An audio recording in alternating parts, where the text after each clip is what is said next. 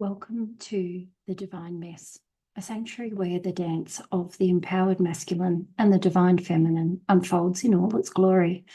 Join us as we delve into the heart of these cosmic energies, exploring their attributes and the profound impact they have on our lives. From the raw power of the masculine to the nurturing embrace of the feminine, we uncover the balance that leads to a life of abundance and joy. Our hosts, Rev Eva Vennari and Tina Ryan, are your guides on this spiritual journey who blend science with soul to offer practical wisdom for harnessing your divine energy.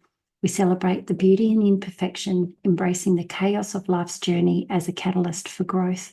The Divine Mess isn't just a podcast, it's a movement towards wholeness and self-expression. So come laugh with us, cry with us, and grow with us.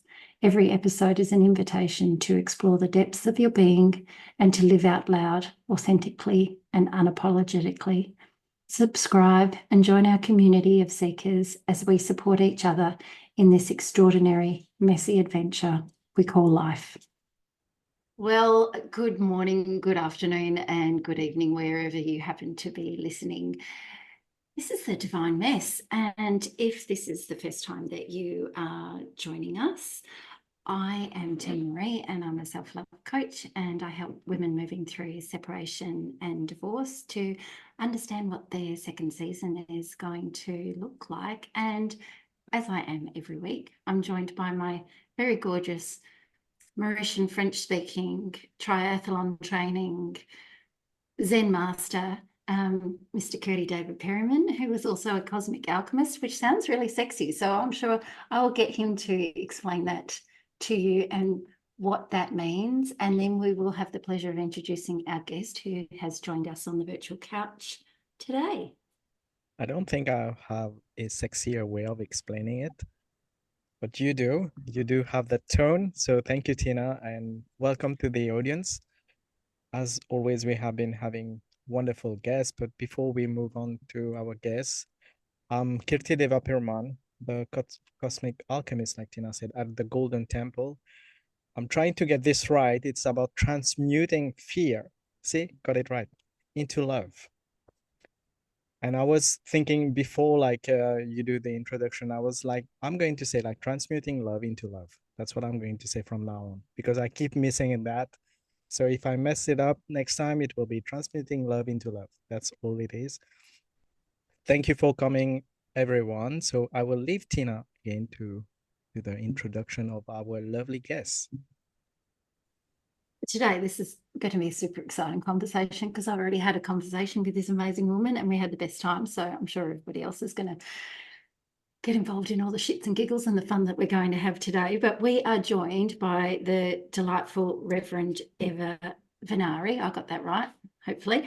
The founder of the Elevate Institute. She is a spiritual alchemist who focuses on removing blocks to achieving longevity and healing chronic illness in the prime of life professionals. She loves to witness the character development of each person who wants to be better. Couldn't have put it better myself. It's fabulous. So welcome, Eva. Thank you so much for taking the time out to join us today. It's great to have you. It's so great to be here. Thank you for having me. So I suppose we should kick off with a really good question, because Dave and I were talking about it just before you came on. For someone that's starting a spiritual adventure, where would you recommend they start? Like, if there was a book that you could recommend, where would you recommend they start? Because sometimes we wake up in a big old ugly mess and go, holy shit, how did I get here? But some people are curious to actually open the door and say, yes, please, I'd like to start. Well, first I would say be careful what you ask for. Anyone that I've ever said that to it's the inside joke. All of us who are on this spiritual journey, it's a hot mess here on this side. Before you get started, everything is nice and neat and orderly and makes sense to the mind, right? And then after, you're like, you open a little bit of door, a little bit of light cracks through. That's all it needs, man. You get the foothold in, and it's a world that you never anticipated. You never realized how big it was. And when you get there, there's more. And how do you prepare for that kind of journey? And I think I look back on what I went through. And for me, it was a business journey that was spurred on by poor health. So I think everybody has a different doorway of interest, but we're all getting to that wholeness. We're all getting to that place of how can I find out who I am as an eternal being? What I'm doing here? What is my contract with God? What is my service supposed to be? And that endeavor is our sole purpose here. If we can find that out, then that's a starting point of trying to answer those questions. Those are big questions. They're not little. So yes. Start there. Who am I? Yeah. So talking about starting a journey, can you explain a little bit about how your journey started in terms of dealing with health challenges and what prompted those in the first place? I'm trying to decide how far back I want to go. Like I was born, but we can look at. I remember very distinctly my dad telling me I might have been 5, 6, something like that, and I mentioned something about ghosts, and I was very animated about and very excited about ghost stories, reading about them, collecting them with my friends. Have you ever seen a ghost? That kind of thing as a kid.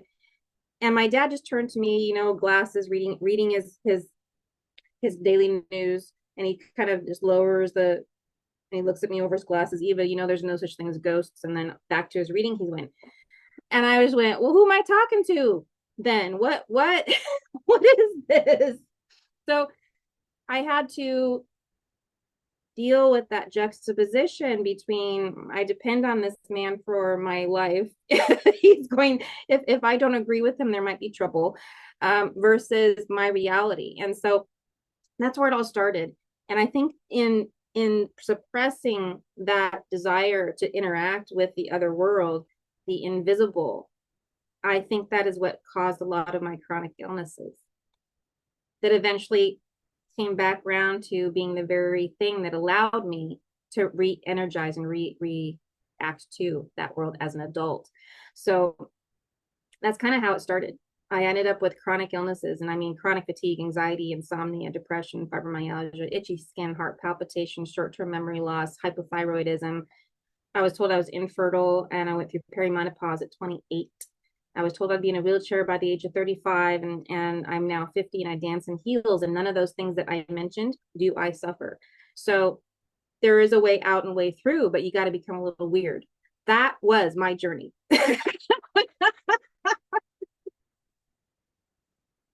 Tell us a bit more about the weird part. That's more interesting. The weird part, yeah, the weird part was I went from concentrating on the 3D world over here. Let's just call it the half of life. What's in front of us, what we see, what we can feel, what we can touch, what we can interact with.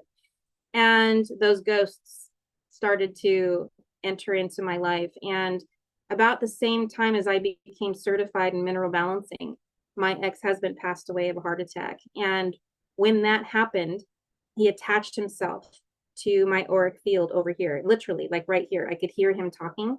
And I knew when he was talking to me in life, I know what it sounds like in death. Like it was the same voice. And I wasn't happy about it. Can I just tell you that? I was not happy. So I started my journey of reaching out to metaphysical healers and coaches and readers. And I would ask, do you see anything? Can you tell if there's somebody attached to me? And I got a hold of one person. I said, I know you have a good relationship with your guides. I didn't have any guides at the time. I'm just like playing along. You have some gift. I'm going to stand on the shoulders of you as a giant, and you're going to tell me what weirdness is going on with me. And so she says to me, she goes, oh, people that pass, they're moving on to other things. And I says, you don't understand. I can hear him talking. So she says, okay, well, I'll check in with my guides. I says, yeah, good. So she puts the phone down, and I hear her in the background, and she says to her, she's speaking to herself, but she's speaking to her guides. And I can't hear them, but she definitely can, because she's going, uh-huh. And she's listening, like, uh-huh. She goes, and then she comes up back, picks up the phone. She goes, yeah, he's attached to you.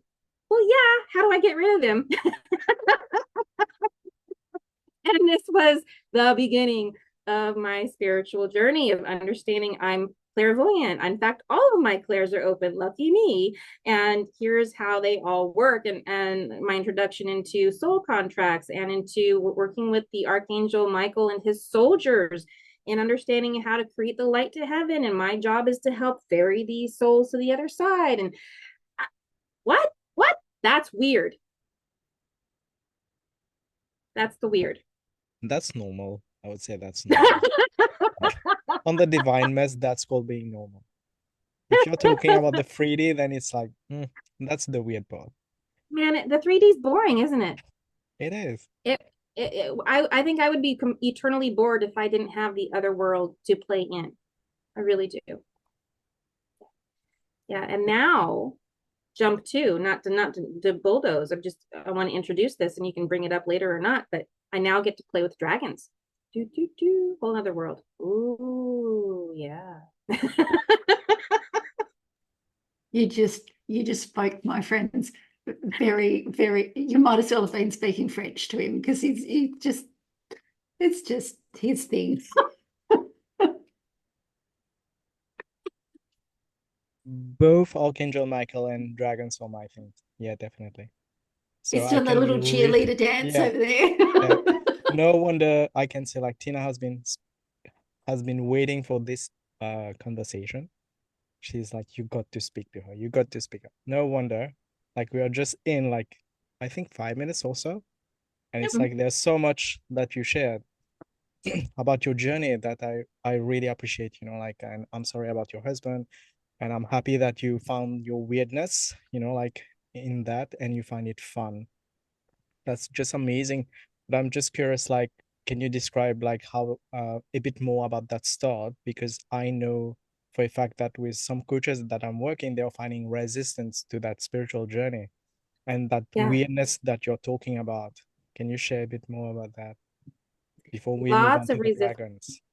Yeah, absolutely. Yeah, I'm there with you. So it was scary. This was not something that was in my everyday life. I was working in the natural stone industry, working with architects and designers on that. That was my job. That was my day job. And all of a sudden I've got this in my ear. What you can't exactly go up to an architect and go, "Can you hear that?" So there's there's an awful lot of second guessing yourself and who should I talk to? And I did find some people I thought I could have conversation with who actually told me, ignore it, Eva.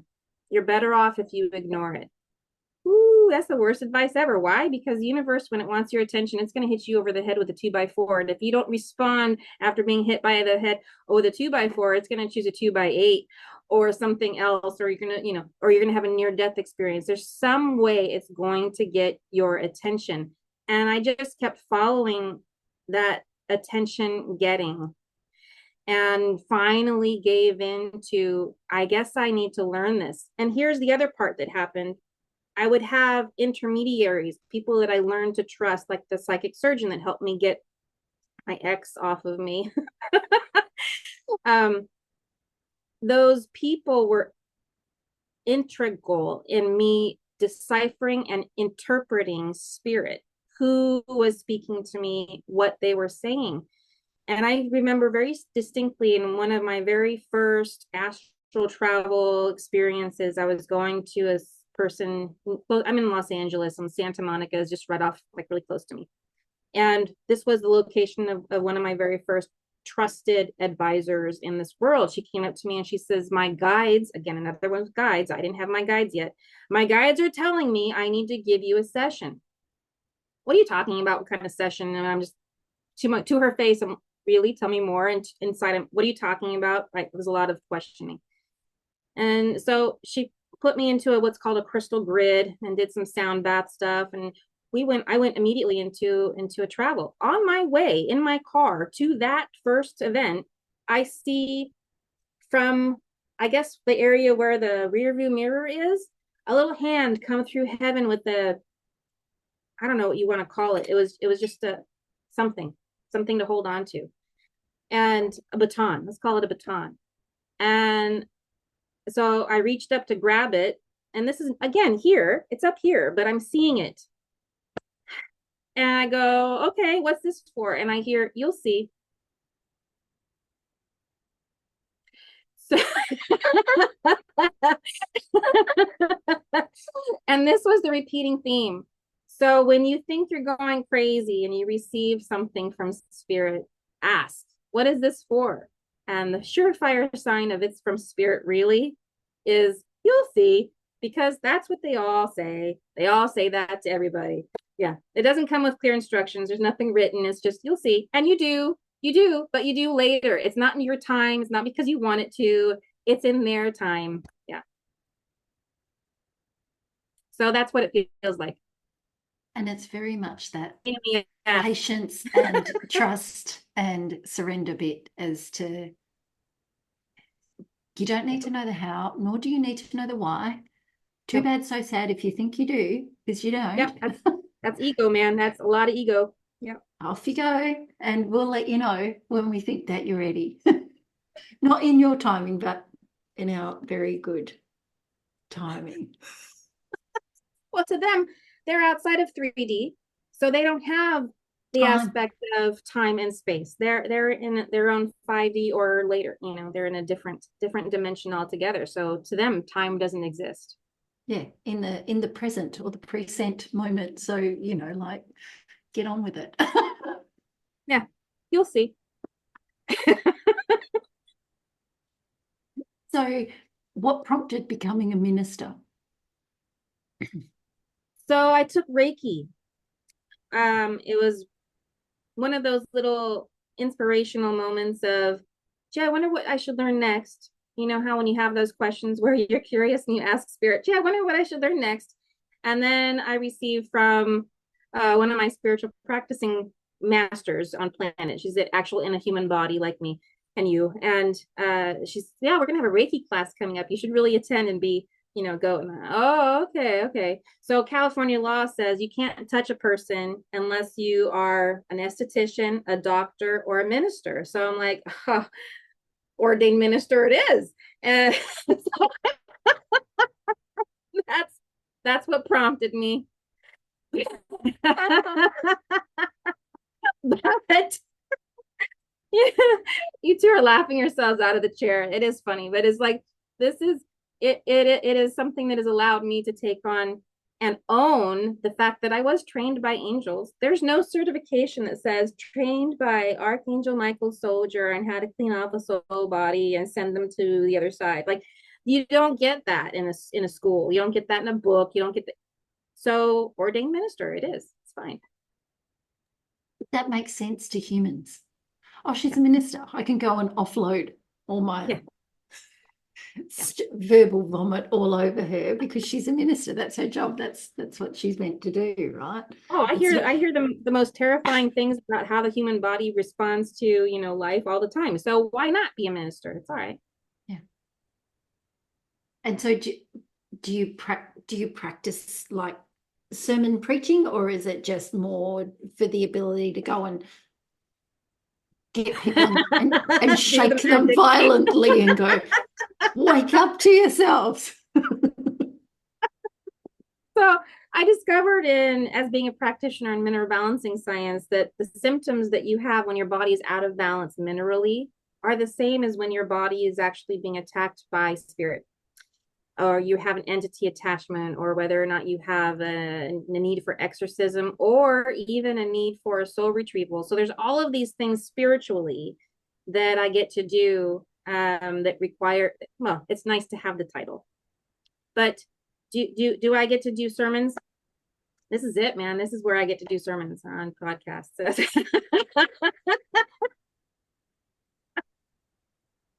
And I do like to get in front of stages and I talk to people and spiritual events. And I was last year at Ascension Glastonbury at the Abbey. We were giving talks, so that was a lot of fun. Yeah.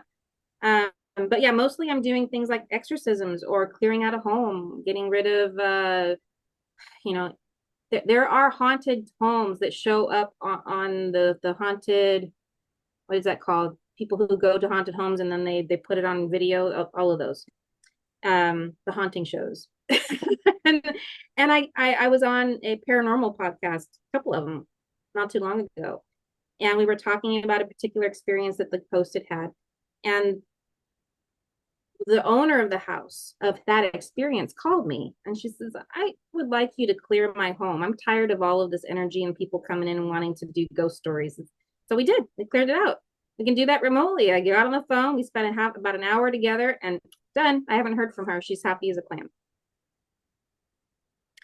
So yeah, I get to do the woo-woo stuff, and I get to get on stage and talk about crazy things and watch people kind of go, what did she just say? Is that exorcisms? Yeah, what is that? So is it like And by working with Archangel Michael and his soldiers that you do the clearing, or are you using Reiki currently? When it comes to, I can only do Reiki for me. I've only been trained in-person healings, which I do offer that as part of my VIP experience. But when it comes to remote healings, Archangel Michael's soldiers are who I work with exclusively for. I'm hearing a lot of complaints right now. A lot of angels are like, no, you're leaving us out. Shh. Okay. So I call in angels based on their abilities, and sometimes they cross over. It's not always Archangel Michael's soldiers, but I'm telling you, they have a signature to them. When I need somebody to come in and deal with demons or entities that don't belong here, anything from the creepy zone, man, they're like, what do you need? And they have this very real, down to earth, I'm ready to work, what do you want me to do? And they love working with me because I give them carte blanche to how. I'm not a control freak at all. I'm like, you see that over there? Yeah, what do you want us to do? Get rid of it. And boy, do they have fun with it. But it's yeah, it's done. Like, they're efficient. Yeah, I don't have to even spend time believing in them. I've had so much experience with them. They're right there. Every single time I call them in, they're there.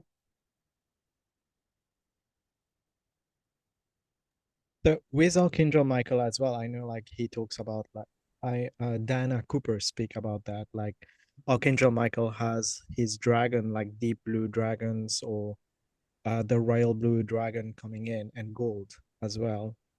Are you working with them at the moment, or starting to? I have at the moment 4 dragons that have found their way to me. A main one, who is a European red. So an actual dragon, like the largest dragon that you can think of. Think think of oh gosh, Lord of the Rings, what is it, the Hobbiton, and you've got Smaug, right? That's him. So massive. Uh First time I met him was in the ether. I was on my way to the 7th dimension to go to a healing temple. These are normal conversations I have, by the way. I'm on my way to the healing temple. Right. Okay. So I'm in that space of the ether, and I'm doing keys to heaven to get there. And as I'm in the sphere space, I start, for the very first time, I felt a physical pulling down, almost like something was pulling me underwater. And I'm like, all right, who's here? You don't belong here. This is my space. I'm God here. And I look over my left shoulder, and there's this big eyeball, like 3 feet wide, like really big, this huge golden, beautiful eyeball with eyelashes and, all the little, red and yellow, golden colors of, what do you want to call them? Like mini horns all over the scales. And I went, so I'm on my way to the 7th dimension. Would you mind letting me go? I'll come back to you later. And that was my first interaction with Enos. And so that's his name. And I get up to the 7th dimension, and there's my higher self next to me. He's been waiting for me. And I says, so I think there's a dragon down there. And he goes, oh, yeah, he's there to protect you. What kind of trouble am I going to be getting into that I need that dragon? Like, he's huge. So that's Enos. And we are tight. It's all telepathy, as you know. Like, if you work with dragons, you're working telepathy. And immediately he was like, look, I can't have you questioning what I'm saying to you. You need to believe what I'm saying is true and real right now in every moment. And so we established that contact and the communication so that it's pure. And after that, his mate came in to be a part of my experience, and she's a beautiful dragon. And then she stuff I'm not supposed to share, some private stuff there. Anyways, that occurred, and then I got another dragon that's supposed to help with shadow work. And the this dragon, I don't, it doesn't have a name in any of the books I can find, but he gave me a name, and same with her. And then the other one, she's Tiamat. I think a lot of people know Tiamat. And so Tiamat's a one and only. She's the greenish gold dragon. She's the only one of her kind in Mother Earth energy. So she comes in to work with me a lot. And these are my 4 dragons. It's an amazing team. We just call you Daenerys. Is that how it works?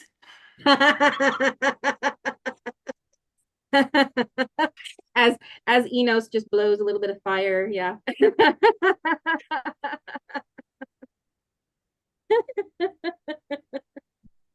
I suppose it's interesting for those that are starting or dabbling in opening those doors or being given keys and going,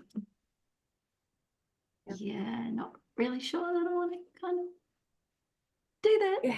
Don't really You are want held, yeah, you're held to a high accountability. You have to be free of shame, guilt, and fear. They don't have time for that. Yeah.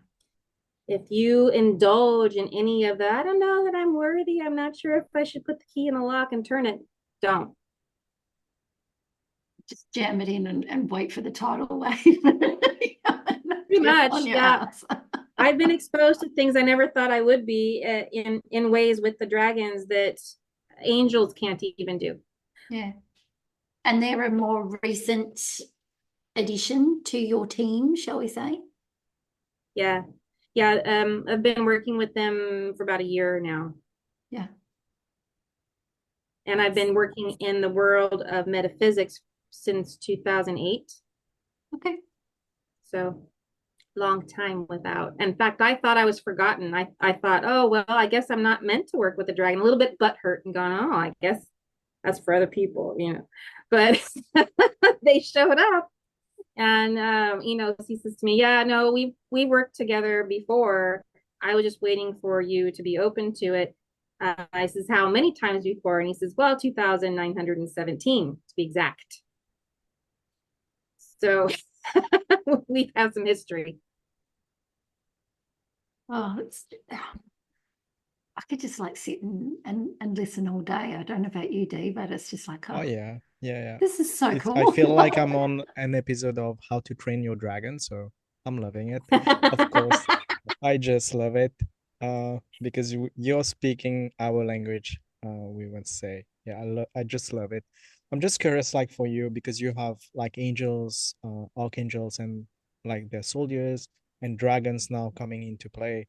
So how do you work with them? Like, is there a process that you have, or is it like whichever energy? Because for me, it's like I feel they all have their signature energy, like you said, and it's like so different, and you just allow them to come through. It's not like order or something. Well, when it comes to my higher self, I've integrated him to the point where he's just always here. Like, he's not over here, not in this space, just always like right here. Let's not confuse him with the X. That's gone anyways. But yeah, this is such a serious subject. I like to tease and joke a lot. But so yeah, the dragons are always nearby to the point where if I'm just curious, oh yeah, we're here. You know, the angels, however, they're less present. They work on the mode of you need to call upon us and tell us what you want from us specifically. And that work is a stylized way of communicating with spirit that I used according to the ancient mystery schools wisdoms. So I've been trained in the mystery schools and an initiate in the mystery school for the lineage of King Solomon. And that is a surefire way of communicating with spirit that works for me. Others have other ways, but this one is the one that I use. And a lot of the magic that the dragons bring in, they'll tell me, they're like, oh yeah, you don't need to do that. We're here. We've got you. Okay. So some things I've learned and then they've advanced.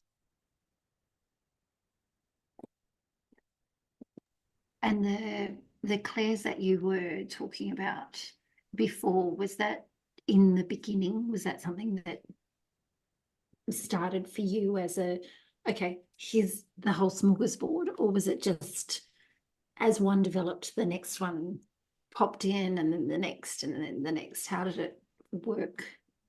I always was very imaginative, but I just thought that's all it was until I had to go into the contract room to sever ties with my ex. And I was finishing the sentences of the visualization of the psychic surgeon. And she goes, wait, you can see that? And I'm like, yeah, isn't that normal for people to see what you see? She goes, no. She was really upset about it too. No. I says, well, yeah, I can see it and I can hear it and I can read the contract. She goes, all right, well, read it to me. And so I had the experience, the benefit of these people who were working on me for healing to soundboard and build my confidence for my clair. I realized I had clairvoyance. Clairaudience was something that came in. That was very clear when my ex passed and he's talking to me this way, which is clairaudience is way different than telepathy. Telepathy is somehow in the middle of the brain, somewhere I can't even point to. It's inside, whereas the clairaudience comes from outside. And then most people have claircognizance. They say things like, "Oh, I just knew that was going to happen." That's that gut knowing. I never had that very well. I had to develop that because I was taught not to listen to your gut. My dad's like, "Don't listen to your gut; it'll steer you wrong." Okay, yeah, interesting advice, right? So for me, I was taught to dismiss my intuition as a child, so I had to develop it manually. Clairvoyance, clairaudience, and then as a person who ferries ghosts to the other side, my home became Grand Central Station, which I had to learn to put a stop to. I didn't know how to at first, but they'd show up. You know, they're here all the time anyways, right? We're never alone. Just don't, not even in the bathroom. No, not even in the shower. Not even when you're doing that. They're always here. so, so at nighttime, I have two daughters that are now in their mid 20s. And at the time, they were just coming online themselves and they were learning about their gifts. And both of them had very strong clairvoyance, but not in the way that I did. Mine was mostly here and I could see portions, but they could actually see outside of themselves the apparitions, which freaked them out, kind of freaked me out too. I'm like, are you going through a schizophrenic break? What's the deal? No, we're just going through a spiritual awakening, Mom. And we don't have the words to tell you. So we're going to scare the crap out of you. So we have all this and we start talking about it. And I go, oh, you mean you can see that? Yes, I can. And so this then started the whole journey of realizing dead people are here.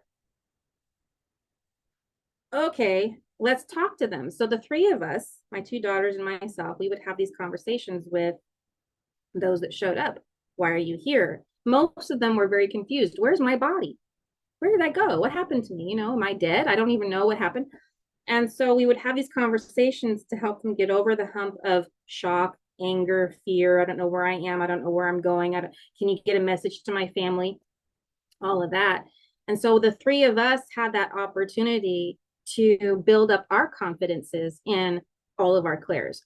I don't know very many people on a spiritual path who've had that unique experience of so much concentrated experience, you know, in a home like that.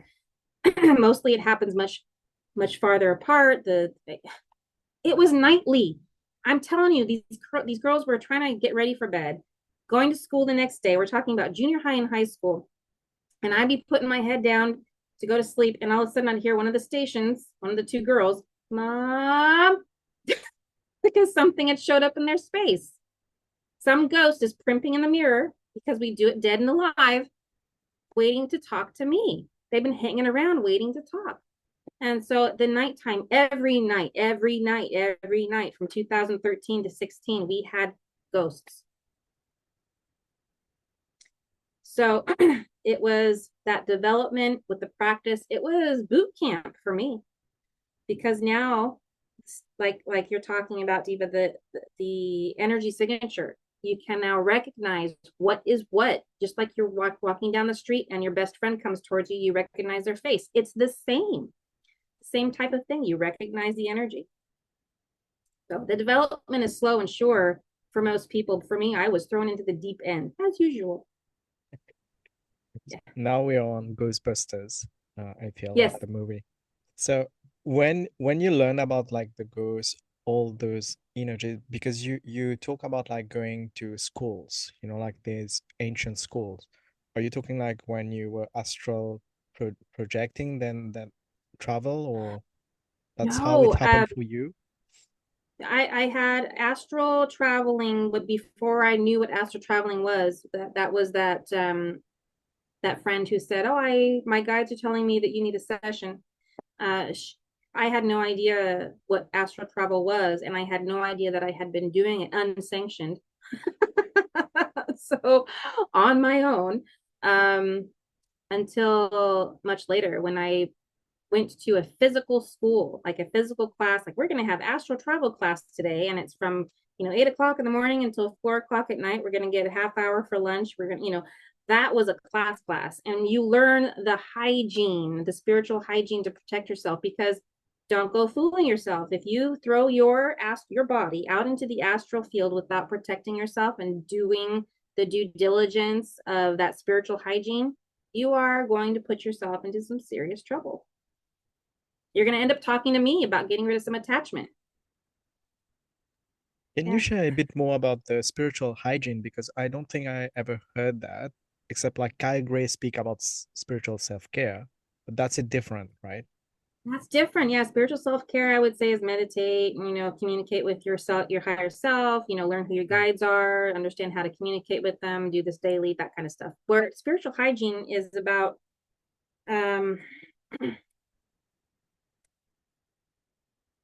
rituals that are meant to make sure your physical body cannot be harmed by entities and demonic forces, because they are real.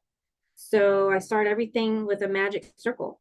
Don't do anything without a magic circle. Anytime you do a prayer, anytime you do a spell, anytime you do an incantation, anything, you start with a magic circle. And there's many ways to do them. A lot of different religions have them. Pick one and use it. I don't care where it comes from, just use it. That's one. The other is going to be prayers of protection. Like, these are calling in angels to make sure that you are now protected. Remember, angels are doing this in heaven until we call them in.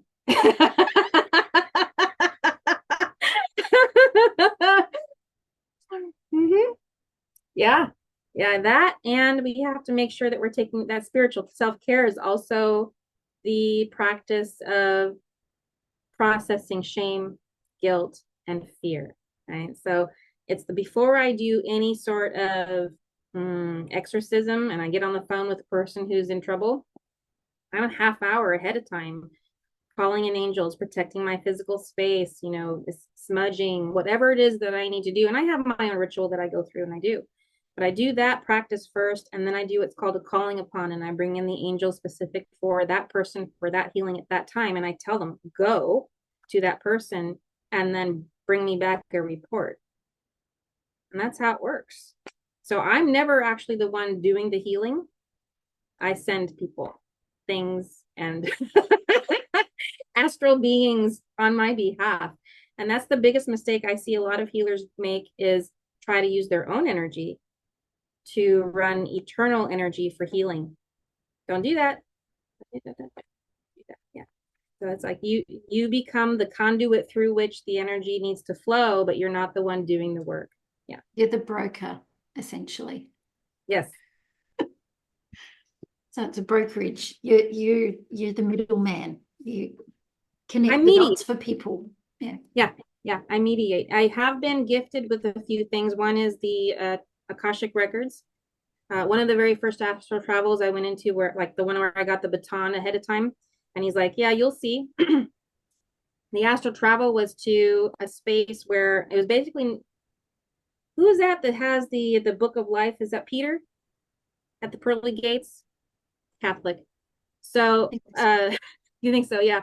So here he was with a table and a big huge book, and I'm in here, right in my space in my head, astral traveling to nothingness, and you could see the horizon was nothing, nothing, nothing, but it was all black. And here he is sitting at his table, and he takes the book and he closes it and he hands it to me and he says, "This is yours now." I go, "Who are you? What are you talking about? What do I need this for?" And he goes, "You'll see." No, it was better. He goes, I said, "What do you mean? Is this the book of Akashic records?" And he goes, "Yes, it is." And I says, "Is this my Akashic records?" And he says, "Yes." And I go, "And what?" "And earth and all time here." And he goes, "All time here now in this universe, this multiverse, all the way through time space continuum." And I said, "Got it." I says, "What is this for?" And he says, "Never for anybody to ask you things like, who am I going to marry? Like, this is not for that. This is for people who are not connected to their own spirit realm and need to hear a message for their growth." So that's what I get to deliver. When somebody is in, that's the only time when I get to use one of my gifts, besides creating the light to heaven. It's like, this is a gift. I get to use it, my energy, it comes forward, and then I can share it with others. But yeah, otherwise, I'm the broker, just like you said.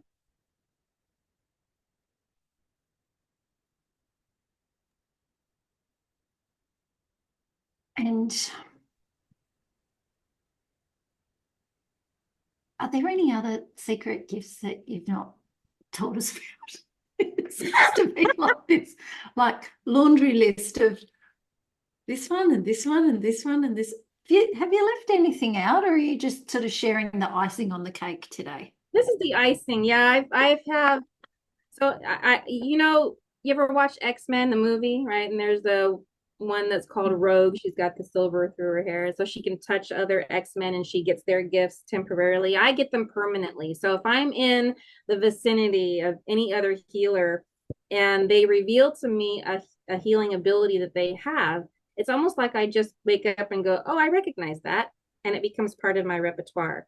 So I have this gift of being able to wake up every morning with the equivalent of the car that is equipped with exactly what I need for that day to go do the travels that I have to do. Like every day it's different, but it's just it's added in. I get it. I have the ability to do soul retrievals, and these go with exorcisms. People don't realize that, getting rid of phantoms, getting rid of hell holes. I've closed hell holes before. These are just things that can be fixed as a result of having the team that I have. So I attribute them more to these abilities than me having the ability. I just am in the right frame of mind for it, if that makes sense. The right frame of heart. Yeah. And I raised my hand at some point for all of this. I know that. and obviously there's so many people on this beautiful planet that are unwell, or they're suffering from something.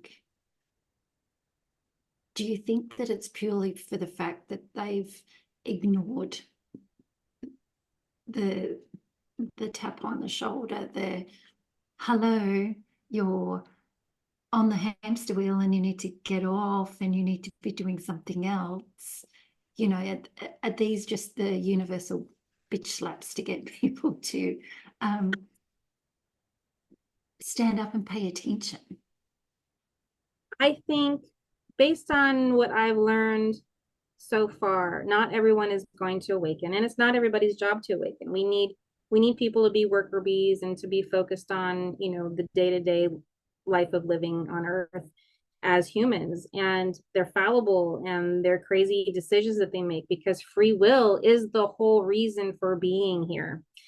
And very few of us are going to have raised our hands before coming into these beautiful bodies and said, I'll be a part of the change, and take on this more difficult role as healers and guides and thought leaders and whatnot. It's just not everybody is going to do that. And are there difficulties that people in general, regardless of their spiritual awakening level, if any, are they related to those decisions? Yeah, absolutely. But they don't have to become spiritual people in order to live better lives. And I think that comes down to the 4 basic needs. And I'm not talking about, oh, I forgot his name. Anyways, the guy who came up with is like, here's your basic needs.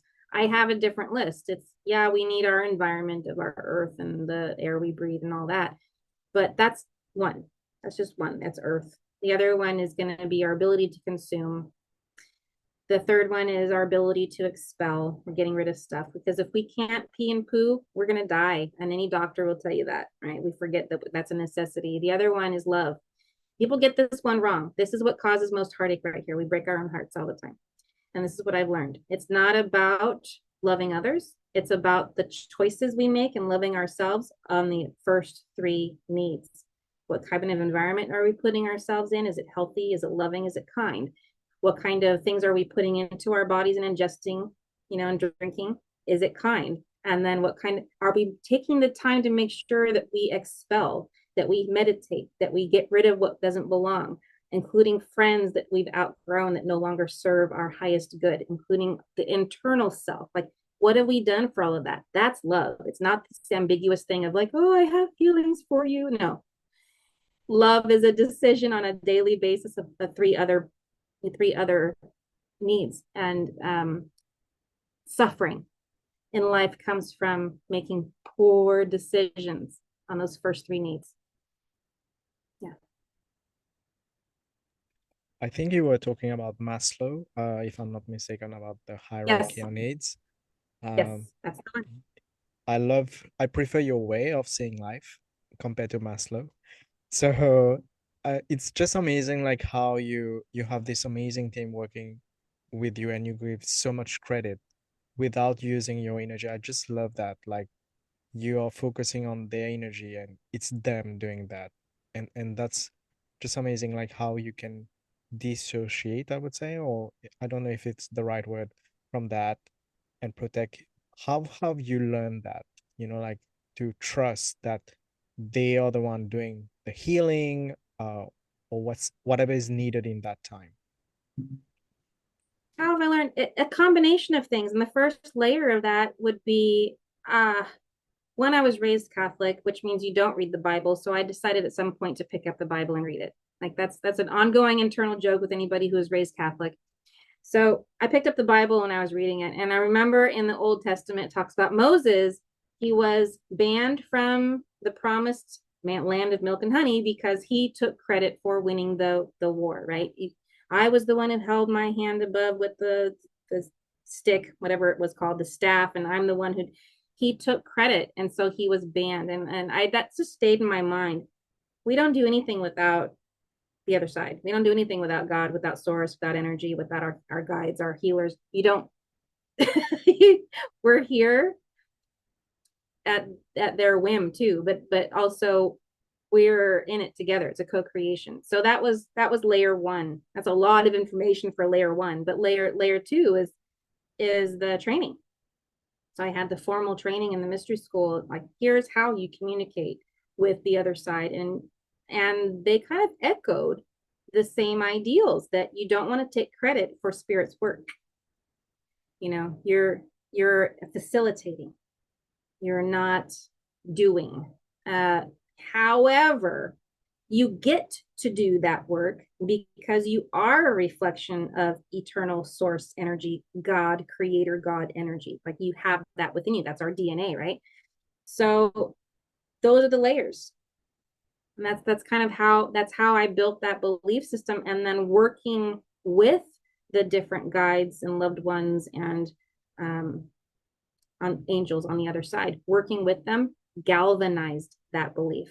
I don't have to work so hard. It's kind of like, have you ever rented an auger these are the machines that drills holes for fences.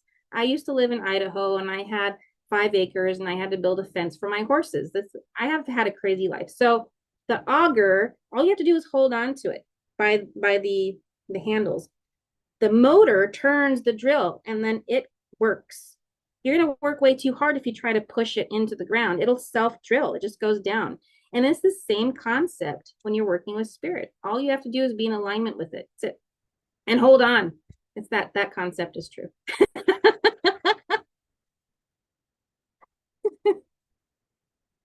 I have that image like you're holding on to the machine and it's like a tornado around you and you're just flying and you're like holding on like to dear life, like it's like, yeah, I'm holding on. You told me to hold on. That's what I'm doing. Yeah. I'm trusting. I'm trusting. The tornado is outside. Yeah, but I'm trusting, And I feel Yeah. like sometimes people, the clients I'm working with as well, they talk about that, like, how can we trust? Like, I can't see, I can't feel it. I don't know how is this happening. And have you experienced that at the Elevate Institute, like with common resistance to that spiritual woo-woo chat? Most people have hit rock bottom with trying everything else first before they get to me. And I used to think that was a curse, but now after this conversation, I think it's a blessing because I have less resistance to overcome. They're like, well, I've tried everything else. Why not this? And that's really it. But I remember from my own journey, there was this space and time where, if you can imagine, you're on a cliff and there is the abyss in front of you, and then the other side of the cliff is a place where you want to be. And I remember seeing a tornado in my mind's eye in the middle of this abyss. And something told me, it was a spirit guide. I don't know to this day which one it was, but he said, walk off the edge. That's a tornado. That looks dangerous. That's an abyss. I'm going to fall. He's like, no, walk. And so I did. And it's kind of like Indiana Jones in the Temple of Doom when he throws the sand on the invisible. That's it. Invisible thing. Yeah. There was no invisible thing to catch me. It was just, I had to get up to speed with the whirlwind. And suddenly it went from being this hot mess to a whole world. And so I became the same speed as the problem. And I think that's a universal law, right? So it's about you become one, right? You become one with it. And when you do, you then have new possibility, new point of view, new point of reference, and you gain that confidence. And when you're ready, you get basically spit out to the other side, where you want to be. But yeah, that's it. It's a transition. I have noticed many times and had to take that leap of faith. And everybody has to have that leap of faith and the courage to take it on their own. There's no encouragement that you can give a person who's scared to death and won't do it. They just won't do it. Yeah. So is there any last minute tips or hints that you would love to give our audience, or one golden nugget of your divine wisdom to say, buckle up, sunshine? Or message from Enos. Any. Oh, message from Enos. What do you have to say, Enos? He's blowing smoke rings. He can be quite the comic. And I love him dearly for it. He and I, we get along really well, but he has the same message I do about self-love. Like, it really is, it comes down to, you can suffer if you want to, or you can choose differently. And there's this beautiful progression of choice that I like to spell out. The first time you make a mistake, that's a choice. The second time you make a mistake, that's a decision. The third time you do it, that's a habit. The fourth time is a character flaw. Don't let it become permanent.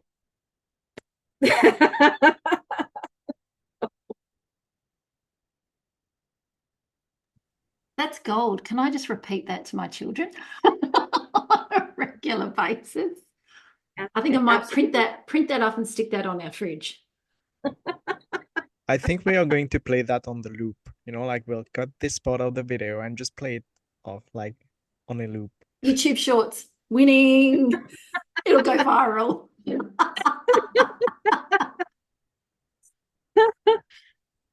Thank you for that amazing piece of advice. I think it works for all ages and stages. And it has been well received today. And we are so incredibly grateful for the joy and the fun and the sassiness and the excitement that you have brought to our day today. And we're truly appreciative of it. My dear friend, Mr. D, do you have anything else that you wish to share with us this morning? Oh, sure. Like we can make so many movies with Eva, like I know, it's great, right? Ghostbusters, How to Train Your Dragon, part 1, 2, 4, and add more to Lord it. of the Rings, like it's Lord all of going on, yeah, right? we just keep going. Like the list goes on. X-Men, like we have it Harry always. Potter. Yeah. And of course, like you can come back for all those movies. We can create Oh, a yeah. whole series around it, Yes. don't worry. But it's just lovely. Like your energy is just amazing. And no wonder, like I know you give credit to your team, but I give credit to you because the work you did. I'm giving credit to the human because you choose that to do that. You could have run the other way, especially when going through Ghostbusters or, like hearing No, no, on no, the no, other no, no, side no, the no. X as well. But you Yep. choose to do it differently. So thank you for how you're lighting up the world and how you light up our day. And whoever is going to listen, definitely we're going to put that last bit as a loop. We are going to do that. So thank you so much for coming. And you're most welcome to have another episode on How to Train Your Dragon or Ghostbusters, whichever you want, like special Enos for How to Train Your Dragon, all for it. Thank you so much. Yeah. If you have any Thank last you. word, No, we are all, and I speak for the community here with me. We are all so pleased to be here and being able to share our reality with you. Yes, thank you. thank you. And quick note to everybody, we love you. Thank you so much for sharing your most precious resource, which is your time with us today. And we look forward to having you join us on the couch next week for the next delightful installment of our Netflix special, whichever movie comes first. But until then, take good care and we'll see you soon. Thank you. We'll see you.